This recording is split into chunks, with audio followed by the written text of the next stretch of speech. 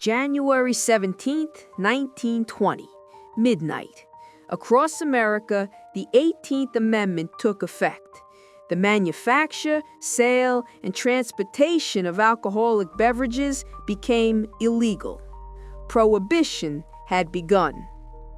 Within hours, the first bootlegger made his first sale. Within days, illegal bars were operating in basements across major cities. Within weeks, ships loaded with Caribbean rum sat just outside U.S. territorial waters, waiting for smaller boats to ferry their cargo ashore. And within months, a new industry was born. An industry that would generate billions of dollars, create America's organized crime syndicates, and fundamentally change how criminal enterprises operated. This is the story of bootlegging. Not the famous names, not the gangsters, but the actual operation, how it worked, the techniques, the methods, the infrastructure that turned illegal alcohol into the foundation of modern organized crime. The legal framework that created an industry. Prohibition didn't happen overnight. The temperance movement had fought for decades to ban alcohol.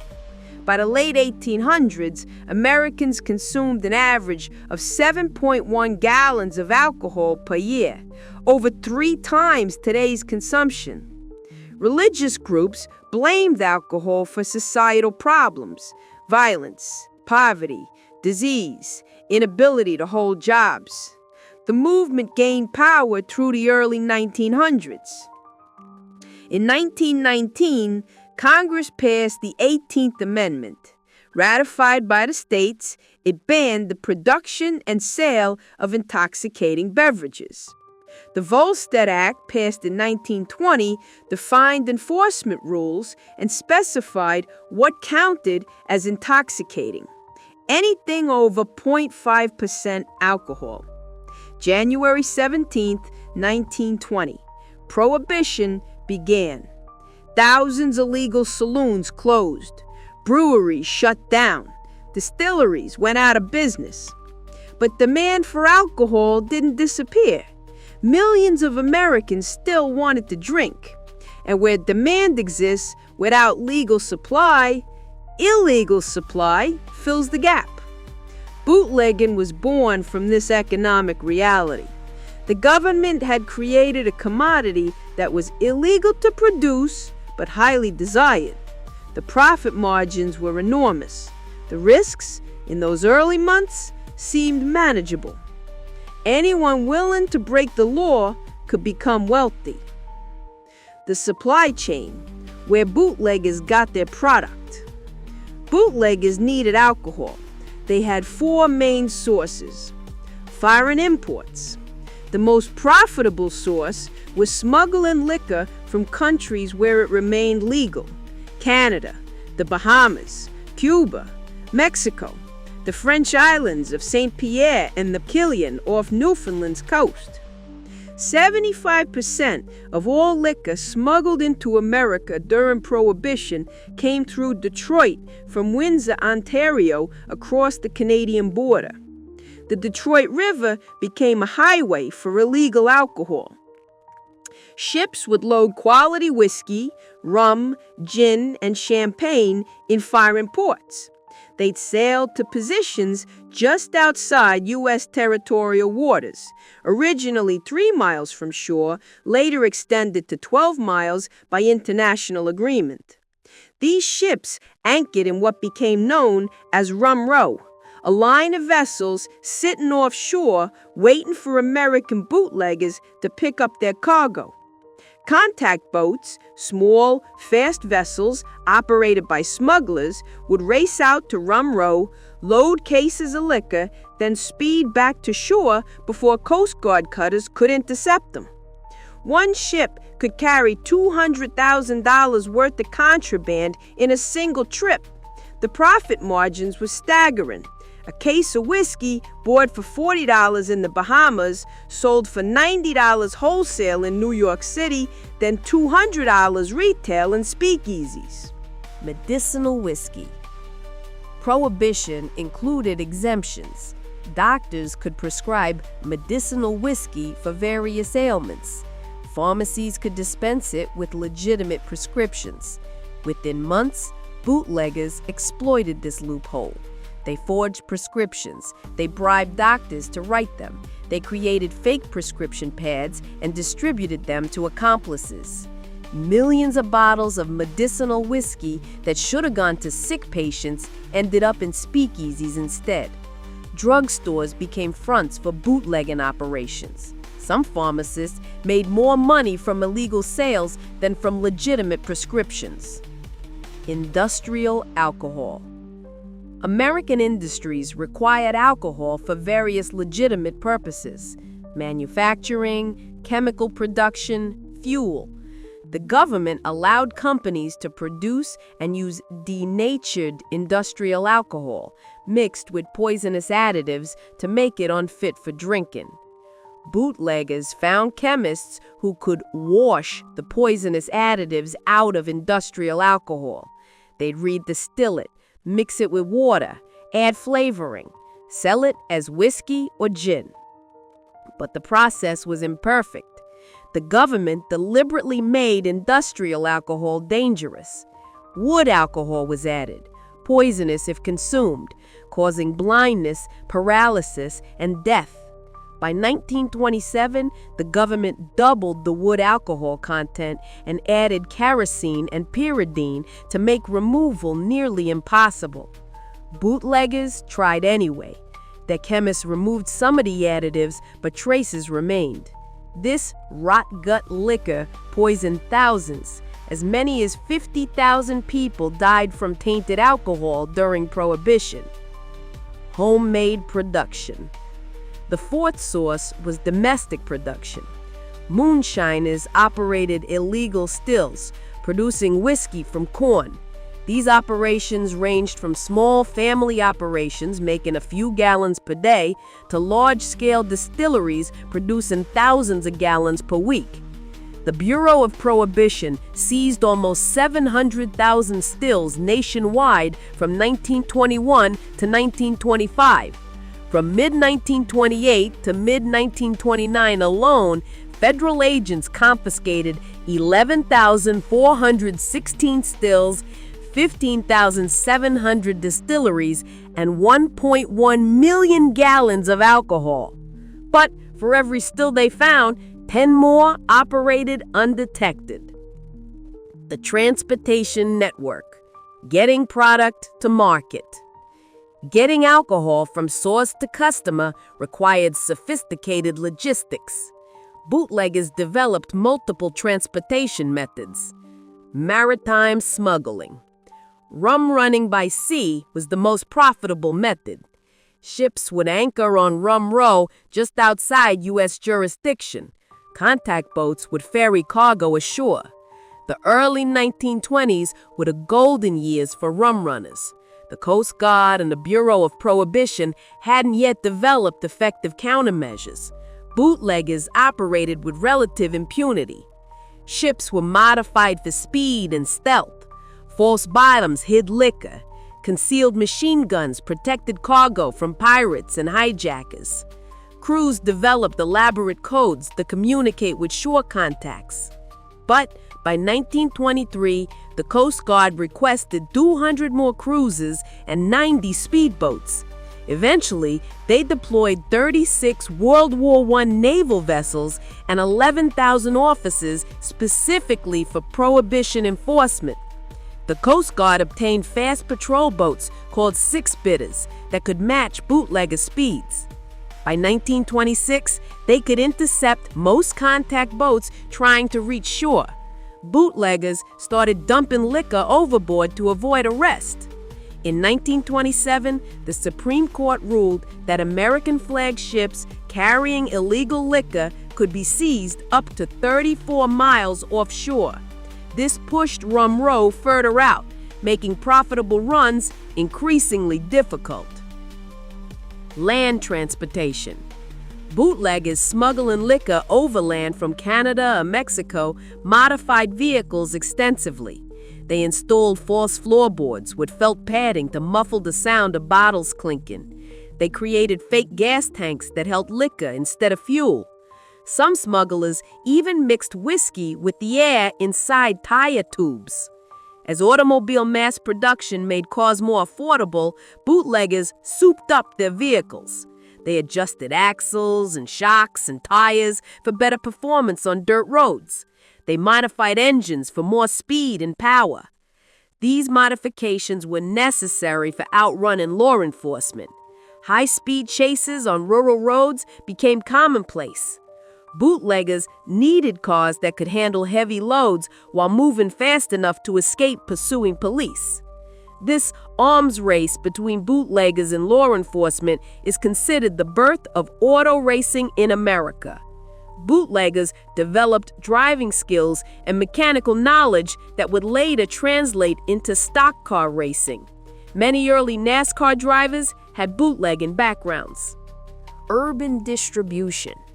Once alcohol reached cities, it had to be distributed to speakeasies, restaurants, and individual customers. This required an organized network. Bootleggers established territories. In large cities, different gangs controlled different neighborhoods. Trying to sell in another gang's territory led to violence. Trucks with reinforced springs to handle the weight of hundreds of cases made regular deliveries to speakeasies. Drivers paid off police to avoid harassment. Lookouts watched for federal agents who might conduct raids. Some bootleggers operated more brazenly. They'd walk into speakeasies carrying bottles in their coat pockets. They'd sell to individuals on street corners. They delivered directly to customers' homes. The distribution system became so sophisticated that it resembled legitimate wholesale operations, just without tax stamps or government oversight. The retail operation, speakeasies. Speakeasies were illegal bars that sold bootlegged alcohol. The name came from patrons having to speak quietly, almost whisper, passwords to gain entry without alerting law enforcement. By the mid-1920s, an estimated 32,000 speakeasies operated in New York City alone, twice the number of legal bars before Prohibition. Speakeasies varied widely in quality.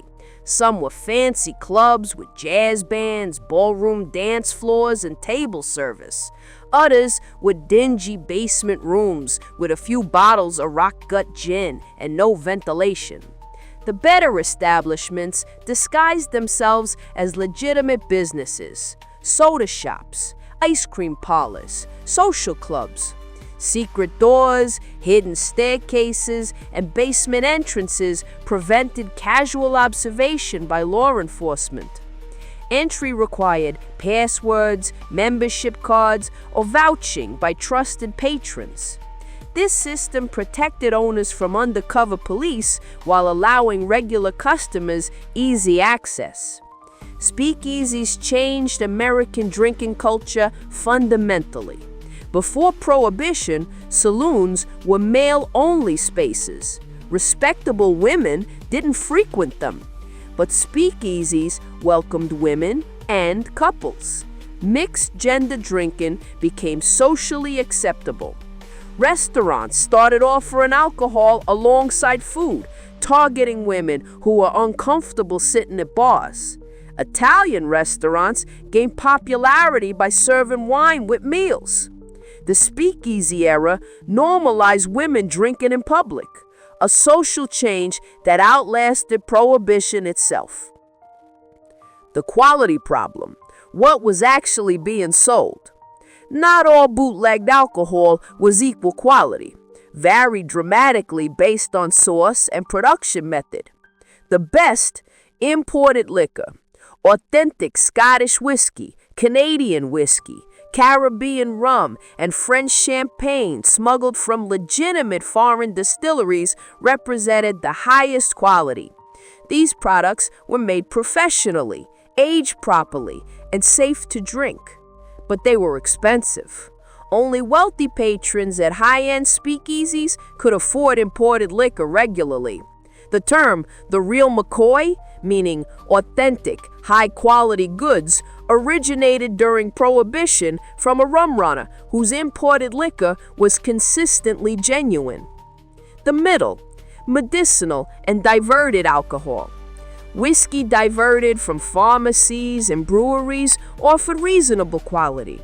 It was produced legally before being sold illegally.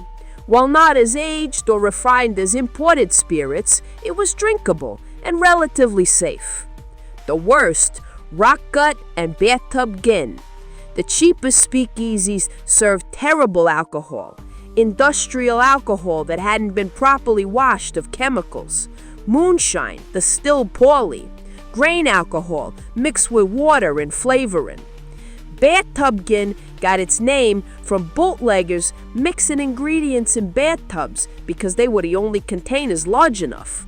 They'd combine industrial alcohol with juniper extract, glycerin, and water. The result tasted awful and could be dangerous. Few customers tolerated the taste of bathtub gin on its own. Bartenders mixed it with bitters, soda pop, fruit juices, and garnishes to mask the flavor.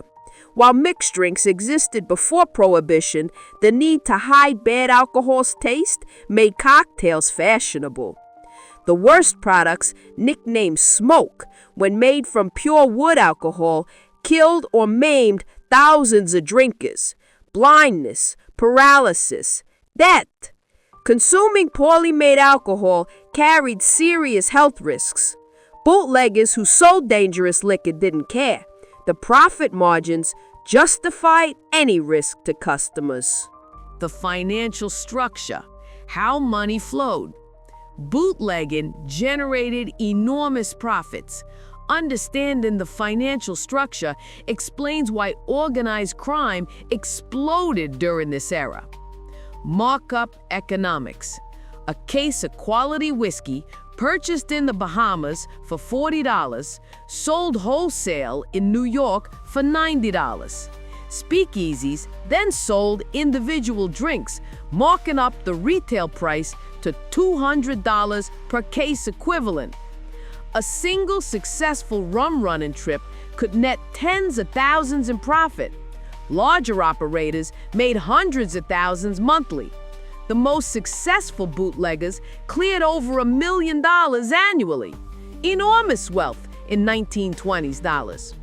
One documented bootlegger was clearing $200,000 a month before getting arrested. That's equivalent to over $3 million monthly in today's money. The distribution of profits. Money flowed through multiple hands. Foreign suppliers got paid for the alcohol. Ship captains and crews received wages. Contact boat operators took their cut. The wholesalers who coordinated operations kept the largest percentage. Speakeasy owners bought inventory and marked it up for retail customers. Bribes represented a significant expense. Police officers needed payments to ignore illegal activity. Federal agents could be bought off. Judges received money to dismiss charges. Politicians protected bootleggers in exchange for cash. One speakeasy owner estimated he paid 30% of his revenue in bribes.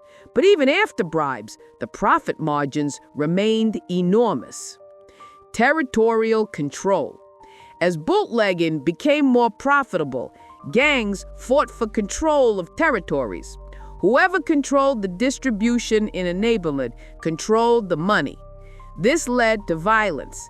Gangs hijacked each other's shipments. They murdered rivals. They bombed competing speakeasies.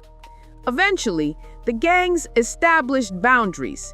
Each syndicate controlled specific areas. They negotiated wholesale prices. They settled disputes through intermediaries rather than violence, when possible. This territorial organization became the foundation for organized crime syndicates. The infrastructure built for bootlegging continued after Prohibition ended, redirected into gambling, narcotics, prostitution, and labor racketeering. The law enforcement problem: why Prohibition failed. The government couldn't enforce Prohibition effectively. Multiple factors undermined enforcement. Insufficient resources. The Bureau of Prohibition and Coast Guard didn't have enough agents. Even with 11,000 Coast Guard personnel dedicated to maritime enforcement, they couldn't patrol the entire coastline. Federal agents conducted raids constantly. They seized stills, arrested bootleggers, and shut down speakeasies. But for every operation they closed, 3 more opened. Corruption. Low-paid police officers accepted bribes. Federal agents looked the other way for cash. Politicians protected bootleggers who funded their campaigns. Corruption was systematic. Speakeasy owners exploited this, paying regular protection money to ensure they received tips about planned raids. Public support. Many Americans didn't support Prohibition. They viewed drinking as a personal choice, not a criminal act. This made enforcement difficult because the public, including jury members, often sympathized with bootleggers rather than law enforcement. Speakeasies operated openly in many cities. Everyone knew where they were. The public's willingness to patronize illegal establishments made enforcement nearly impossible. Legal exemptions. The exemptions for medicinal and religious alcohol created massive loopholes. Bootleggers exploited these constantly. Forged prescriptions, fake clergy credentials, shell companies claiming industrial needs. Each exemption required government oversight, but the bureaucracy couldn't keep up with the fraud. The violence, how bootlegging became bloody. Bootlegging generated violence on multiple levels. Gang wars. Rival gangs fought for control of profitable territories. They hijacked each other's shipments. They murdered competitors. They bombed speakeasies. These gang wars escalated throughout the 1920s. The violence became so brazen that law enforcement couldn't ignore it, even when they wanted to. The most infamous incident was the St. Valentine's Day Massacre, February 14, 1929, Chicago. 7 gang members were lined up against a wall and shot. The murders were ordered by a rival gang fighting for control of bootlegging operations. Enforcement violence. Law enforcement used violence too. Federal agents shot bootleggers during chases, Coast Guard cutters fired on rum-running boats, police conducted violent raids on speakeasies. In some cases, this violence was justified. Bootleggers fired at first. In other cases, it was excessive force against people whose only crime was transporting alcohol. Consumer deaths. The violence of poison alcohol killed more people than gang wars. 50,000 deaths from tainted liquor during 13 years of Prohibition. Bootleggers who sold industrial alcohol that hadn't been properly washed. Moonshiners who distilled poorly. Suppliers who deliberately used poisonous ingredients to increase volume. These weren't accidental deaths. They were preventable homicides committed for profit. The technology. Innovations driven by bootlegging. Bootlegging drove technological innovation in multiple areas. Automotive engineering. Bootleggers needed faster cars with better handling. They developed mechanical modifications that improved performance, reinforced suspension systems, modified engines, better tires for dirt road traction. These innovations eventually transferred to legitimate automotive racing.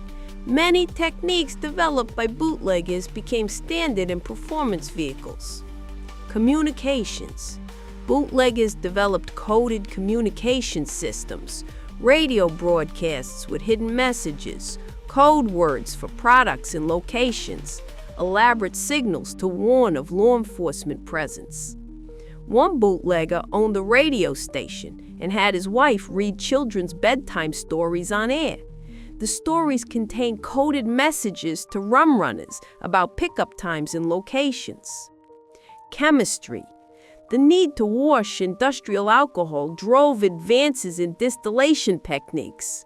Bootleggers hired chemists to develop methods for removing poisonous additives. While often unsuccessful at making the alcohol safe, these techniques represented genuine chemical innovation, just applied to illegal purposes. The social impact, how bootlegging changed America. Bootlegging fundamentally changed American society in ways that lasted long after Prohibition ended. Organized crime. Before Prohibition, criminals operated in small, local groups.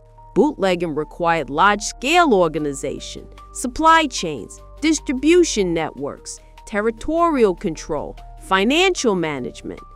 This organizational structure persisted after Prohibition. The syndicates that formed to distribute bootlegged alcohol expanded into gambling, narcotics, prostitution, labor racketeering, and extortion. The American Mafia arose directly from bootlegging. The infrastructure was already built. The territories were already established. The enforcement mechanisms were already in place. When Prohibition ended, these organizations simply redirected their resources into other criminal enterprises. Gender relations. Speakeasies normalized mixed-gender drinking. Before Prohibition, men drank in saloons while women stayed home. After Prohibition, couples drank together at speakeasies and restaurants. This social change outlasted Prohibition itself. Women drinking in public became socially acceptable. Restaurants serving alcohol to female customers became normal. Cocktail culture. The need to mask bad alcohol's taste made mixed drinks fashionable. Bartenders developed elaborate cocktails. The speakeasy era created cocktail culture that continues today. Many classic cocktails were invented during Prohibition specifically to make bathtub gin drinkable. Government credibility. Prohibition failed so spectacularly that it damaged public trust in government. People saw corruption, they saw ineffective enforcement, they saw politicians breaking the same laws they had passed. This cynicism towards government regulation persisted. Americans became more skeptical of Prohibition-style laws. The lesson learned: you can't legislate morality successfully if the public doesn't support the law. The end. Why Prohibition was repealed. By the early 1930s, support for Prohibition had collapsed. Economic reality. The Great Depression began in 1929. Suddenly, the tax revenue from legal alcohol sales looked attractive. The jobs that legal breweries and distilleries could provide seemed valuable. Prohibition was costing the government enforcement money while eliminating tax revenue. That equation didn't make sense anymore. Social failure. Prohibition hadn't stopped drinking, it had simply made drinking illegal. Speakeasies outnumbered the legal saloons they'd replaced. The violence associated with bootlegging, the gang wars, the poisoned alcohol, convinced many Americans that legalization was safer than Prohibition. Political shift. Politicians who'd supported Prohibition changed their positions. The public had turned against it. Continuing to support an unpopular law became politically dangerous. On December 5, 1933, the 21st Amendment repealed the 18th Amendment. Prohibition ended after 13 years. Breweries reopened. Distilleries resumed legal production. Speakeasies could operate openly as legitimate bars. Bootleggers lost their market overnight. Some transitioned to legal alcohol businesses. Others moved into gambling, narcotics, and other criminal enterprises. The infrastructure they'd built during Prohibition continued generating profits, just from different sources. Bootlegging during Prohibition was more than criminals breaking the law. It was an industry, a business with supply chains, distribution networks, retail operations, and financial structures. The techniques developed during those 13 years, smuggling methods, corruption systems, territorial organization, enforcement mechanisms, became the foundation for organized crime in America. When Prohibition ended, the bootleggers didn't disappear. They redirected their operations. The same networks that distributed illegal alcohol started distributing illegal drugs. The same corruption that protected speakeasies protected gambling operations. The same violence that settled bootlegging disputes continued in narcotics trafficking. Prohibition tried to eliminate alcohol from American society. Instead, it created the organized crime syndicates that would dominate American criminal enterprise for the next century. The irony is perfect. A law intended to improve society gave criminals the infrastructure they needed to build permanent, powerful organizations. Bootlegging made organized crime rich. Prohibition made organized crime possible. And neither alcohol consumption nor criminal enterprise ever went away. They just changed forms.